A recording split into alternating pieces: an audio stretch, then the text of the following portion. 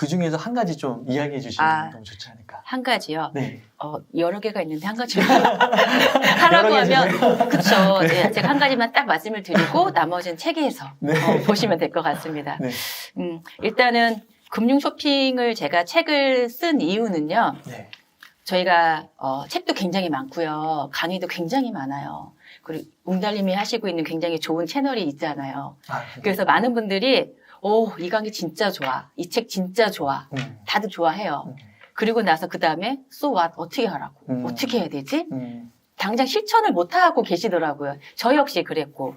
그래서 제가 늘 이제 강의를 하거나 교육을 할 때마다 말씀을 드리는 게 제 강의 듣고 나서 딱 한 가지만 기억하시고 딱 그거 한 가지만 실천하세요라고 늘 말씀을 드리거든요. 네. 제 책을 그래서 엮은 게 책 한 챕터를 읽으세요. 엄마가 먼저.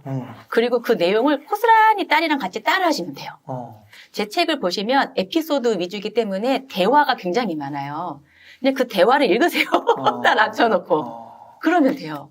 왜냐하면 금융, 경제, 투자 어려워요.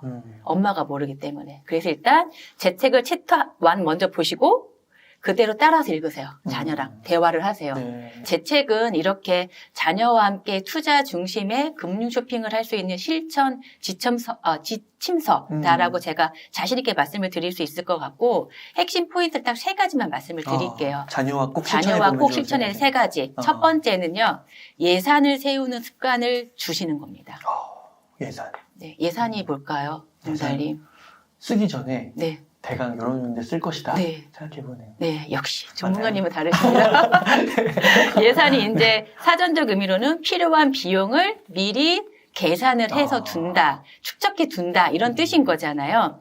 제가 이제 이 책을 쓰기 전에 저한테 가장 감명 깊게 읽은 제가 책이 유대인들이 쓴 거예요. 데이브 램지라고 하는 분인데 미국의 유명한 네. 재정 컨설턴트세요. 그 되게 팟캐스트 유명하신 네, 분 맞아요. 엄청 유명하신 분이에요. 네. 근데 저와 같은 일을 하고 계시고 그분이 이제 유대인이세요. 그분이 쓴 책 중에 내 아이에게 무엇을 물려줄 것인가. 제목도. 첫 번째 딱 와닿죠. 네. 와, 나 내 아이한테 뭘 물려줄 거지? 이런 생각을 딱 하게 됐었고 그 책의 6장에 보면 예산이라는 게 있는데 그분은 예산을 이렇게 정의하셨어요. 예산을 계획하지 않는 건 실패를 계획하는 거다. 어떠세요? 예산을 계획하지 않는 건 실패를 계획하는 거다. 무섭죠? 그 예산을 세우지 않으면 그냥 실패하겠다. 네. 그래서 그냥 따라했어요. 네. 그래서 자녀들한테 예산 세우는 걸 먼저 시작을 해줬어요. 그런데 그 예산을 세운다고 하는 게 그냥 무작정 하는 게 아니라 어렵잖아요. 그래서 저는 항상 무슨 일을 할 때마다 쉽고 오래 가려면 반드시 시스템이 필요하다고 생각을 하는 주의이거든요. 네. 애한테 뭐 용돈 기입장 써라, 부모님 가입, 뭐 가계부 쓰세요. 바빠요. 못 쓴다고요. 그래서 쓰지 않아도 굴러갈 수 있는 시스템을 만들어두는 게 중요해요. 네. 그래서 그 2번째 꼭 따라 하실 게 용돈 관리 시스템이에요. 어떤 거냐면 우리가 돈을 먼저 잘 생각해 보세요. 웅달님은 돈을 벌고 저축하고 나머지로 쓰시나요? 일단 쓰고 벌고 갚으시나요? 저는 들어오잖아요. 네. 그럼 아내한테 우선 줍니다. 현명하십니다. 현명하십니다. 네, 그 다음에 쓰거든요. 네. 그러니까 아내한테 준다라는 게 저축인 거죠, 실은. 그렇죠. 그렇죠. 네. 그러니까 제가 자녀들한테 하는 방법이 용돈을 줘요. 네. 그리고 일단 용돈을 주고 나면 거기에서 가까운 미래를 위한 저축을 하게 시켜요. 이 가까운 미래에 대한 저축은 은행을 가는 게 아니고요. 속이 투명한 플라스틱 통이에요. 락앤락통. 그래서 돈을 넣어줘요. 네. 가까운 미래이기 때문에 한 달 뒤, 2달 뒤, 뭐 3달 뒤 이런 돈이라고 생각을 하시면 돼요. 진짜 락앤락통이 넣는 거예요? 네, 맞아요. 시각적으로? 시각적으로. 그러면 그렇구나. 자녀들이요. 그 빈 공간을 채우고 싶어 하는 게 약간 또 생겨요. 그리고 형제가 있잖아요. 애들이 경쟁을 해요. 야. 넣어줄 때도 포인트가요. 네. 지폐를 4등분해서 약간 펴서 넣어주는 거예요. 네. 항상 채워져 있게끔.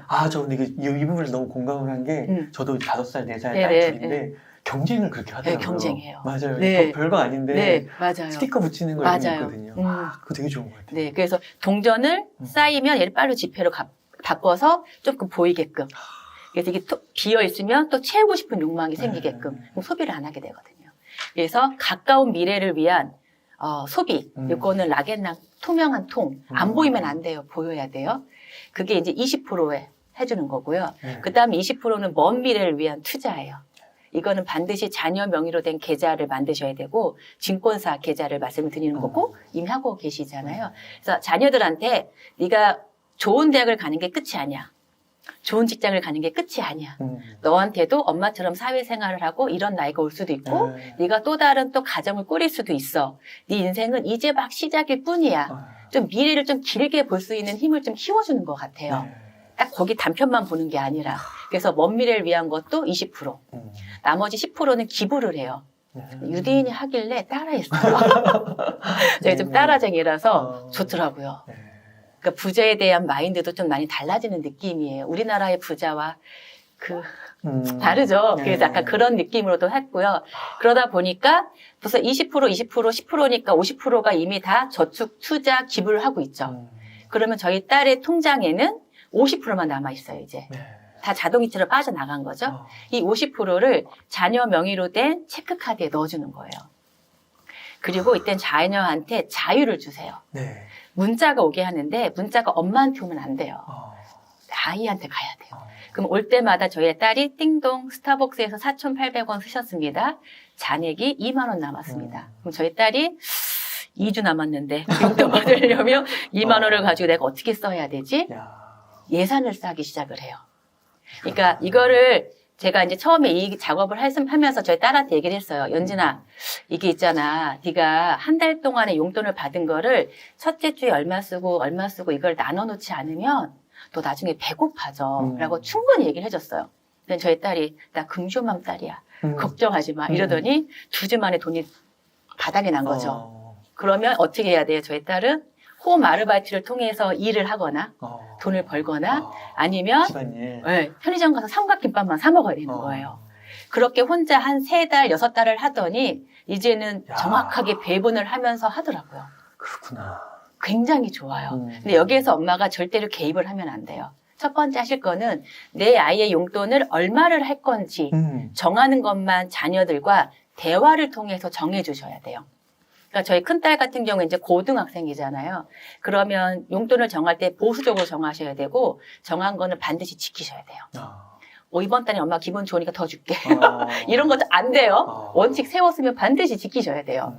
그 대신 이제 아이한테 네가 학원 가기 전에 외식을 할 게 며칠이 있어. 그러면 요즘에 밥값이 얼마야? 커피숍은 네가 그럼 한 달에 몇 번 정도 가게 돼? 이런 얘기를 하는 거예요. 그러면서 자녀가 요즘에는 이 아이를 만나는구나, 이 친구를 만나는구나를 알게 돼요. 그리고 얘가 이 빈 시간에는 친구들이랑 주로 원래는 스타벅스에 가서 공부를 했는데 비싸지니까 왜? 내 돈에서 돈이 나가니까 이디야를 가거나 컴포즈라는 싼 데를 가게 된다라는 거. 자연스럽게 소비가 줄어들어야 돼요. 왜? 내 돈이니까 아깝거든요. 그래서 소비를 먼저 책정을 하는 거예요. 그럼 예를 들면 소비 금액이 7만 원이다, 한 달에. 그러면 제가 아까 소비가 50%였잖아요. 그러면 전체 용돈 100%는 얼마가 돼요? 14만 원이 되는 거죠. 그럼 14만 원에서 20%가 저축, 20%가 투자, 10%가 기부. 나머지는 현재 소비. 이렇게 해주면 돼요. 네.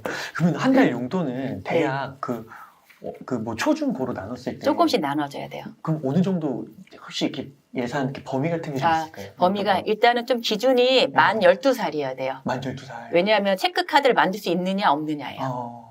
이 아이들 못 만드는 아이들한테는요 월급으로 주면 안 돼요. 주급으로 줘야 돼요. 아니 월급을 아니고 연봉 받는다 생각해 보세요. 어떨 것 같아요? 그렇죠. 그 한두 달에 다 쓸 수도 있죠. 그렇죠. 그러니까 이 초등 저학년한테 월급, 용돈을 달려주는 거는요, 우리가 연봉 받는 거랑 똑같은 거예요. 애들이 놔버려요. 이거는 그거 비단 어른들도 좀 문제라고 하는데 연금 받을 때 한 번에 목돈으로 다 받는 거랑 월로 나눠서 받는 거랑 당연히 다르죠. 이게 완전 달라진다고 하더라고요. 맞아요.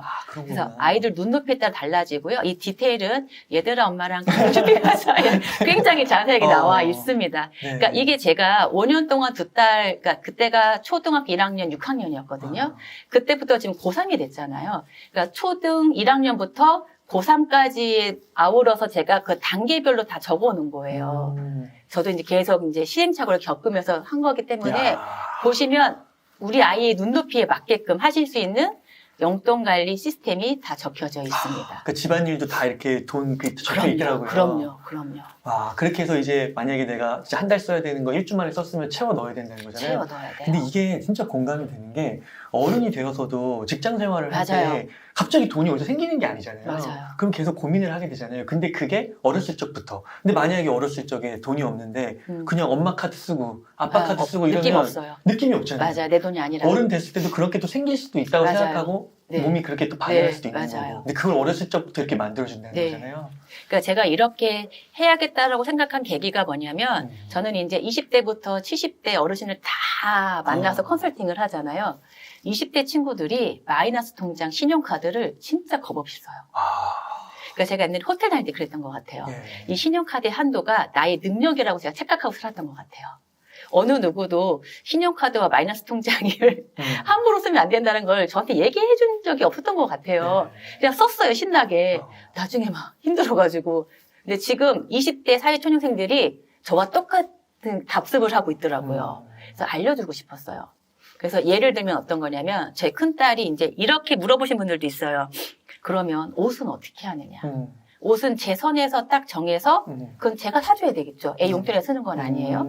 책도 제가 사줘요. 근데 화장품은 제가 안 사줘요. 네. 그건 제가 원하지 않으니까 그럼 네 돈에서 사예요. 그러면 옷을 사줄 때 저희 딸의 기준은 지호 단위예요. 옷 가격이. 그런데 애들이 이제 모르시지만 중학교쯤 되면 브랜드를 사요.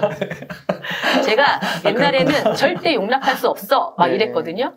그게 안 돼요. 아, 또 애들이 애들끼리 있기 때문에 애가 안 입고 다녀요. 네. 그래서 기준을 지우다는 거 했잖아요. 야. 상품 이름 얘기해도 되나? 그런데 저희 15만 원짜리예요. 패딩이. 근데 저희 때는 30만 원짜리를 부르더라고요. 그러면 어떻게 돼요? 오버된 게 15만 원이죠. 대출해줬어요. 네. 하나은행에 들어가서 대출 금리를 찾아서 3% 이자를 제가 야. 받아서 15만 원을 갚게 시켰어요. 야. 그러면 소비가 줄거나 아르바이트를 해야 돼요. 그래서 화이트보드가 저희 집엔 있거든요. 화이트보드 네. 되게 좋아해, 애들 키울 때. 야. 화이트보드에다가 15만 원, 상환금 얼마 이렇게. 그러니까 저희 같이 다니는 아버님이 계모도 아니고 정말.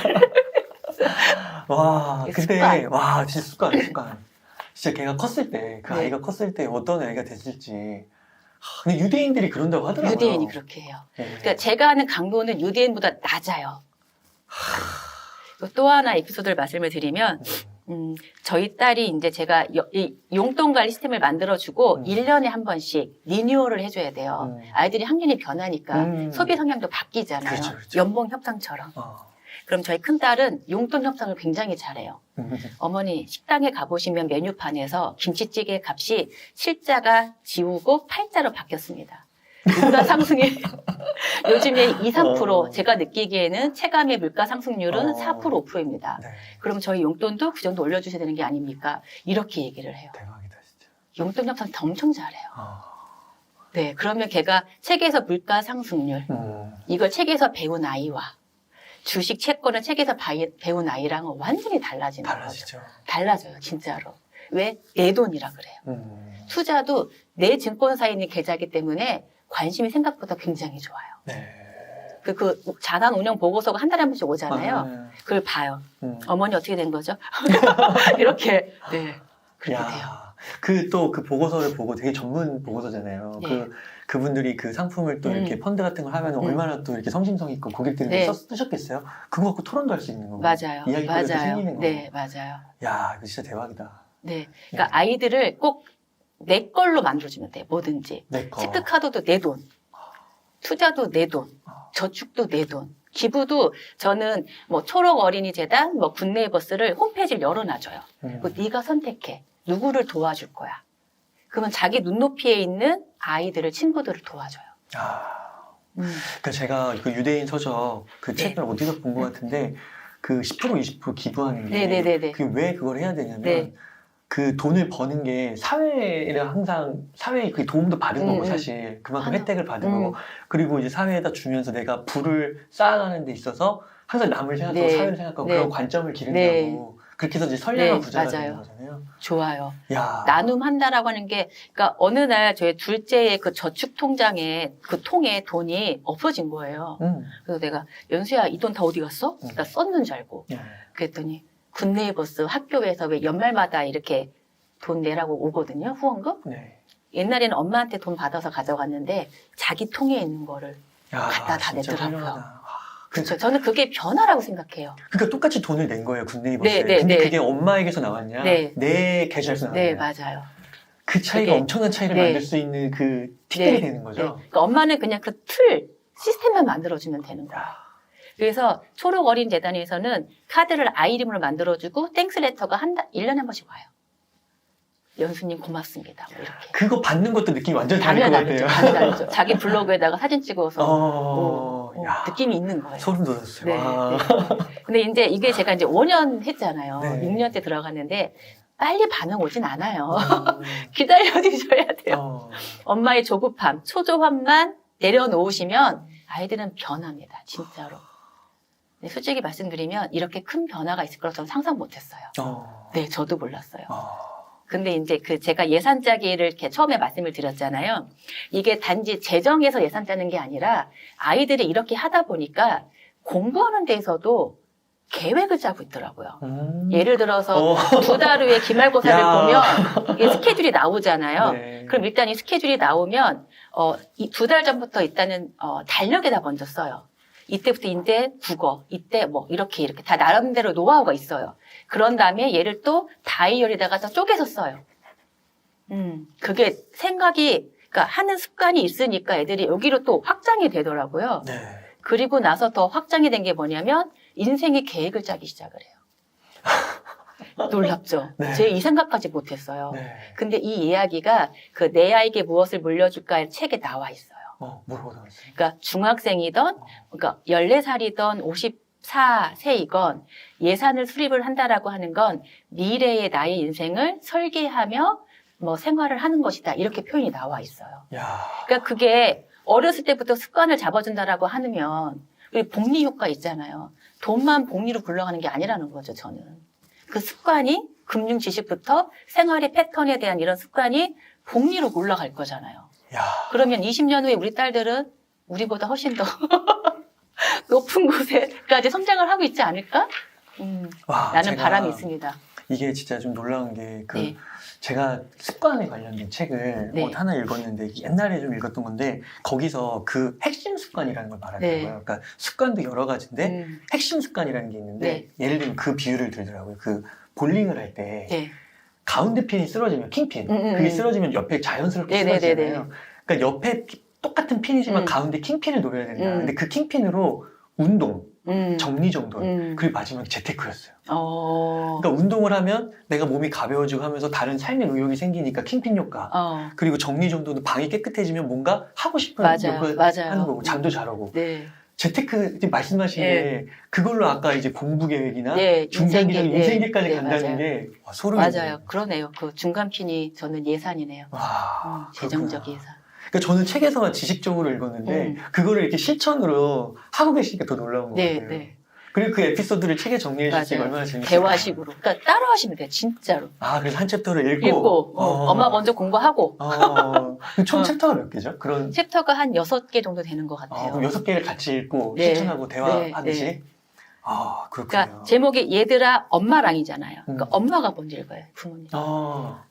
그래 애들이랑 금수평 할 거 아닙니까? 네. 그렇구나. 네. 네. 그리고 이게 한 5년, 6년 이렇게 하니까 1년, 2년 때는 잘 못 느꼈던 게 기하급수적으로 네. 스노우볼 네. 효과처럼 스노우볼 효과 맞아요. 그렇게 되는 거군요. 네. 네. 저희 딸들은 이제 책을 정리한 거를 자기들이 봤잖아요. 그것도 대박일 것 같아요. 그러니까 딸들이 느끼는 것도 다르더라고요. 그렇죠, 그러니까 다르죠. 그냥 에피소드만 이렇게 해서 이렇게 해왔는데 이걸 엄마가 정리를 해놓으니까 또 다른 느낌이라고 얘기를 하더라고요. 읽으면서 엄마랑 얘기했던 게 자기는 막 귀에 들리는 것 같다고.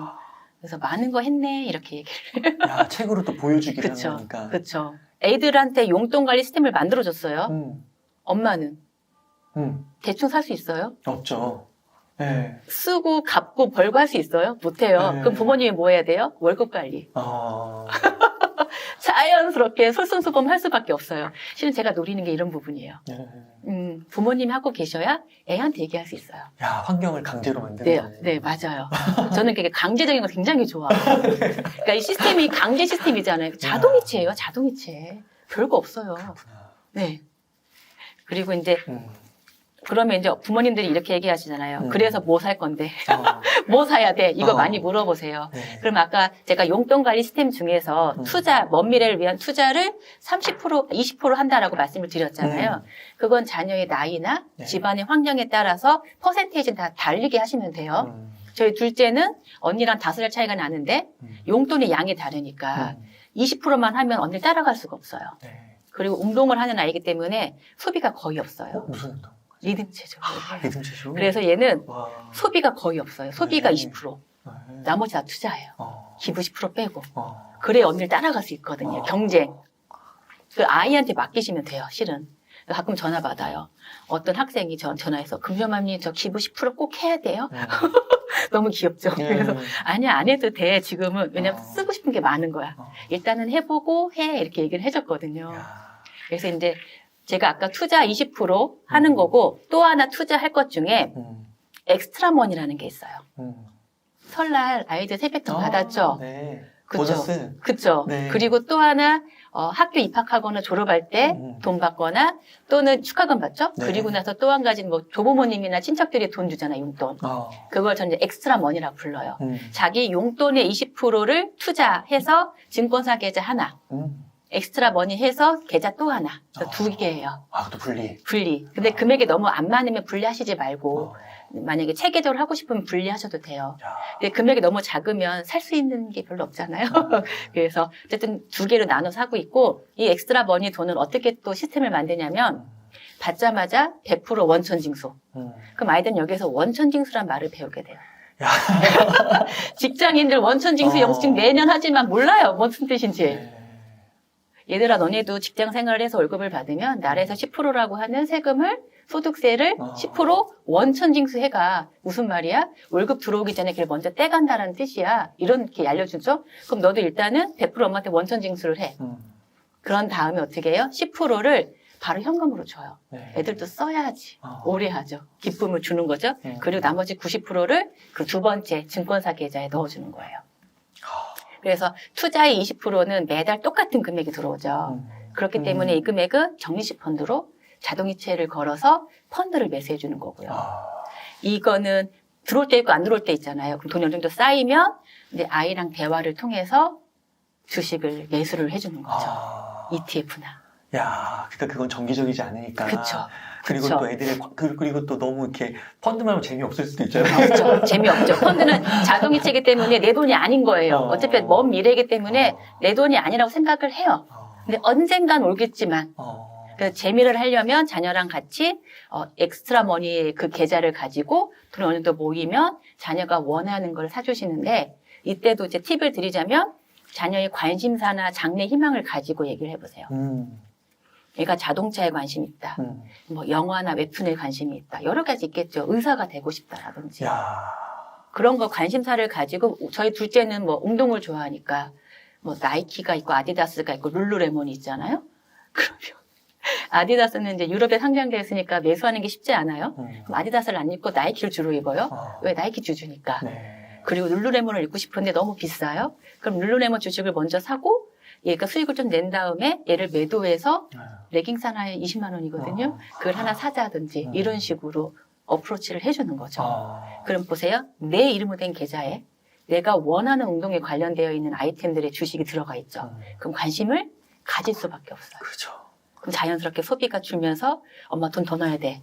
왜냐하면 나이키가 한 주에 얼마기 때문에 이 돈 빨리 만들어야 돼. 이런 욕심이 생겨요. 야, 주주 마인드도 갖게 되고. 이게 부모님이 잔소리한다고 되는 게 아니에요. 야. 보여주면 돼요. 자녀들은 그러네요. 생각보다 돈에 관심이 많아요. 그러네요, 진짜. 이게 진짜 아까 그 시스템을 만들어준다는 게, 네. 요런 구조를 만들어주면 네. 진짜 그렇게 생각이 되는 거예요. 네. 그러면 부모님이 시스템 한번 걸어놔주면 그것 한번 애기랑 그냥 미리 얘기하기 전에 구글링 가서 요즘 이슈가 뭔지 세계적인 한 이슈가 뭐 요즘에 ESG라든지 그렇잖아요. 자율주행차, 전기차 이런 거잖아요. 몇 개만 알면 돼. 반도체 이런 거. 그럼 자녀랑 그런 얘기를 자연스럽게 할 수 있으니까 미리 공부할 수밖에 없어요. 부모님이. 그러면서 진짜 그런 것 같아요. 그 자녀도 그런 여러 가지 그 기업이나 관심사나 이런 주식들을 보면서 자신의 꿈도 맞아요. 바뀌어갈 수도 있을 것 같아요. 오히려 많이 바뀌어요. 바뀌는 게 진짜 그런 것 같거든요. 정보가 제한됐기 때문에 그 안에서 선택하는 경우가 많은 것 같아요. 학교 교육 받으면서. 근데 이제 그런 걸 보면 그 학교에서 누가 가르쳐줘요? 맞아요. 그 얘기는 존니 대표님이 엄마 주식 사주세요 자세히 나와 있잖아요. 그 아이들한테 경제, 세계의 경제, 문화, 정치를 배우게 하는 게 책보다 더 좋은 게 주식이다라고 얘기하시거든요. 진짜 그렇지 않아요. 네, 맞아요. 그렇죠. 주식 투자라고 하는 게 세상은 이렇게 흘러가고 있는데 이쪽으로 가는 건 아니잖아요. 흐름을 따라가잖아요, 실은. 맞아요. 그러니까 흐름을 읽게 되는 또 안목도 생기는 것 같아요. 저는 진짜 너무 좋은 게 그 부모님께서 아이들에게 보여줄 수 있는 게 엄청 넓어질 수 있다는 거. 엄청 넓어져요. 그러니까요. 안목이 넓어져요. 그래서 제가 이제 주식 투자를 좋아하는 이유 중에 수익률을 막 따라간다라고 하면 무서우실 수는 있는데 그런 마음 좀 내려놓으시고 이게 단지 자녀랑 돈을 벌면 더 좋죠. 수익 많이 나서 하면 좋죠. 근데 그것뿐만이 아니라 그 내면의 더 확장성을 생각을 해보신다라고 하면 자녀랑 반드시 금융 쇼핑을 해야 되는 이유가 자녀가 꿈을 찾아가는 과정을 엄마가 함께 할 수 있다는 거예요. 그 과정을 같이 하니까 너무 좋은 거예요. 네. 이 아이의 생각이 무엇이 있는지를 알게 되거든요. 아니 근데 책에 보니까 뭐 내면적인 것뿐만 아니라 수익률도 좋아서. 수익률이 좋아요. 왜냐면 장기 투자하고 있으니까. 그리고 중간에 또 매도도 잘하셔가지고 때때로 뭐 여행도 가시고. 맞아요. 네. 여행 가는 것도 꼭 한번 해보세요. 되게 좋아요. 전자기기도 최신품 사시고 막 맞아요. 재밌더라고요. 그런 게. 일단은 아이들한테 모으는 것만 중요한 게 아니라 소비도 잘하는 게 되게 중요하고 애들한테도 기쁨을 줘야 오래 하죠. 돈만 모으라고 하면 싫어해요. 네. 그러니까요. 제가 또 아까 하나의 팁을 드리면 장래 희망하고 관심사로 시작하시고 두 번째는요. 하우머치 단넷에 들어가 보시면 세계 시총 100위의 기업을 세계 지도로 만든 게 있어요. 보신 적 있어요. 제 책에 있는데 대륙별로 묶어놨어요. 그리고 그 대륙 안에 그 100대 기업을 또 업종별로, 섹터별로 다 색깔을 달리 했어요. 그 기업의 시가총액의 사이즈대로 원의 규모가 달라요. 네. 그럼 딱 보면 한 큐에 애플이 세계 시총 1위의 기업이구나. 전 세계에서? 네, 전 세계에서. 어라? 핸드폰 회사가 아니었어? 아니 삼성전자가 아니라 이거 하면 되는 거 아니야? 또 보이는 게 대륙별로 해놨잖아요. 이상하다. 유럽보다 아시아가 더 커지고 있네. 아시아보다 아시아에 대만 기업 하나, 일본 기업 하나, 대한민국 기업 하나, 그다음에 사우디 아람코라고 하는 건 국영 기업이니까 빼놓고 세 가지 회사 빼고 나머지가 다 중국이에요. 그럼 제 첫째 같은 경우에는 이래서 미국과 중국이 무역 전쟁을 하는구나. 왜? 중국이 커져가고 있네, 엄마. 오, 많이 컸네. 이거를 한눈에 비주얼라이징이라고 하죠. 시각화해놨기 때문에 애들이랑 얘기하는 게 굉장히 좋아요. 그리고 또 섹터별로 색깔을 달리해놨잖아요. 세상을 리딩하는 거는 4차 산업혁명 시대의 IT 기술이구나. IT 기술 중에서도 소프트웨어 기술은 찐파랑으로 되어 있어요.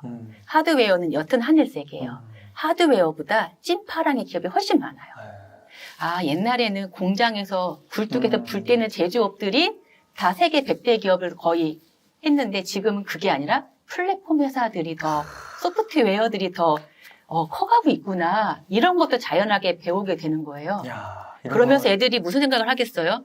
내 직업을, 진로를 그럼 어떻게 정해야 되지? 세상에는 이런 기업들이 지금 계속 100대 기업에 들어가고 있으면 그 아이들은 매년 그게 이제 리뉴얼 될 때마다 보겠죠. 비포 애프터를 봐가면서 바이오 테크놀로지 산업이 발달하고 있다는 거. 왜 그럴까? 인구 구조, 그 다음에 바이러스의 잦은 출몰 이런 것도 보게 되는 거죠. 그 대학교 4학년 때 가서 고민해야 되는 거 아니에요.